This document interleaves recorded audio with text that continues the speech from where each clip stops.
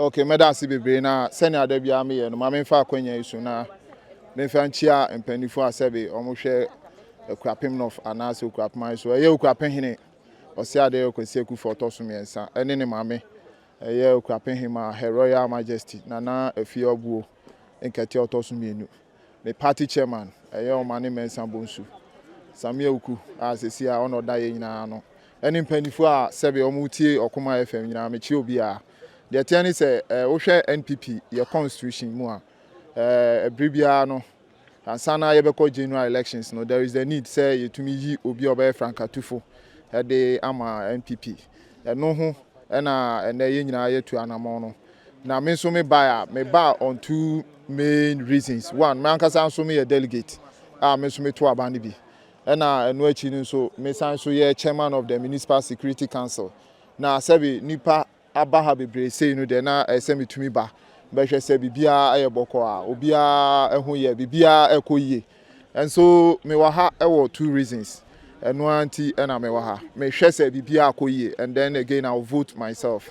And I was happy to be part of a year constituency executive meeting.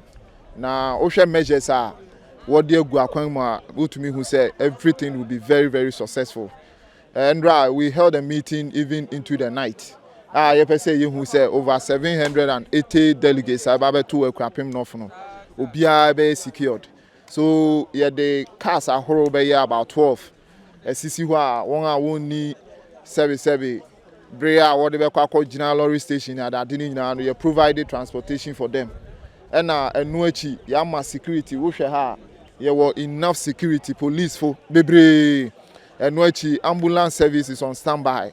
And sana, yes, so a war party machinery. Observers from the headquarters. I were around. I worry say Bibia Abekoso Pepe.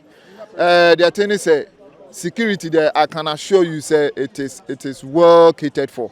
Well catered for. One has also around what me say the presence of the police is heavy here. And no interest say suspect is a boni BBC. No, we don't suspect any evil.